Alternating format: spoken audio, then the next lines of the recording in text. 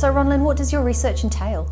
Currently it's looking at water quality, in particular water quality, in thinking about how policy and farmers and water quality link together, I suppose you could say. My research started out looking at how farmers conceive of the water quality problem. It seemed to me that there was a lot of angst and political debate around accusing farmers of bad practice and how farmers should be the only solution to the water quality problem. And I was interested to understand how they conceived of the water quality problem, and so I did some research in the Hurunui-Waiau region and spoke to some farmers there.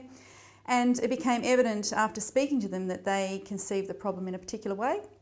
And having got their ideas around the problem, I started looking at how policy frames the problem. And so once you look at these two things together, you get this sense that there's quite a disconnect between how farmers see the water quality problem and how the policymakers see the problem. And it's kind of difficult to explain, but it seems to me that policymakers see the problem from a particular view of the world. So it's an aggregated view. It's a view informed by a particular technology and particular aggregations and standardisations of the problem. So you have to see the problem at a catchment scale to capture the cumulative effects of the problem, which is understandable from a policy perspective. But the problem is farmers see the problem from their land, from a local scale, and so they see the problem as variable, as intermittent, and influenced by a range of all sorts of factors which are potentially uncontrollable. And so you've got these really quite disparate views around the water quality problem, which in my view is quite important to be thinking about if you actually want to try and engage farmers in resolving the problem, because ultimately they have to be part of the solution. And if they can't be part of the solution, then you're going to have policy that might be implemented on paper, but it won't actually be implemented on the ground. And the regional council is going to have to continually keep regulating and regulating, but regulations still don't work. You can't just keep hitting people over the head. You have to get cooperation, and it just seems to me that by looking at how the policy frames it, as I say, this aggregated view influenced by really technological ways of seeing the world these days. I mean, environmental management really much, it's very much delivered through predictive modelling and all sorts of ways to get a sense of what's going on at this larger scale. But as I say, the farmers just don't see it that way. They see the river, they see their land, they know their land very well, they have their own particular conceptions of the world, and it's really just so stark, and I think that there's a real problem there. And I've had feedback from quite a few regional councils on the work that I've published from that, and they are all saying that what I've actually set out does describe the problem, and they believe that it is that is a disconnect that they're really having trouble dealing with, because farmers are, they do things for particular reasons, and there's a lot of information there that we need to understand, I think, to really engage with them. Yeah. So there's not going to be a quick fix for this problem?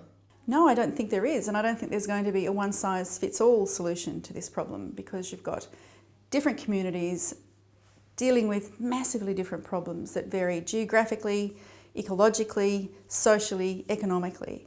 And we have a situation where there's an expectation for limits to be set. We have a policy that does allow for some levels of regional differentiation, but we really have to be considering the farming communities that a lot of these policies, interventions are going into, and trying to think about the whole, rather than just setting limits on water quality. I mean, water quality exists in a river that exists within communities, and I think that that's really important to be thinking about the really big picture here. And I just think that we will be failing communities if we don't recognise water quality as part of this much bigger picture. So how do you link your research in with your teaching? In many ways. I teach environmental monitoring, and I teach catchment management, and I teach the role of science in policy. And all of these issues relate to all of the teaching that I do through the courses that I teach. So I think it's really important for students to have a really critical perspective on policy, and in particular the ways in which we rely on policy these days and the tools that we use. As I've already alluded to, we are so dependent on predictive modelling and aggregated environmental systems, which look wonderful at face value, but behind them sits an awful amount of information which can be problematic in terms of how it's been collected, when it's been collected, the resources that have gone into its collection, and so the environmental monitoring aspect of my research kind of plays into understanding how policy is used. So it all kind of links together really well, and I suppose I just really want to make sure that students get an understanding that they should never take anything for granted, and they should question absolutely everything, and statements, stats, whatever it is, we have to be thinking critically. And if there's anything that I want to instill in my students is to have a critical mind about statements that are made, in particular around the environment.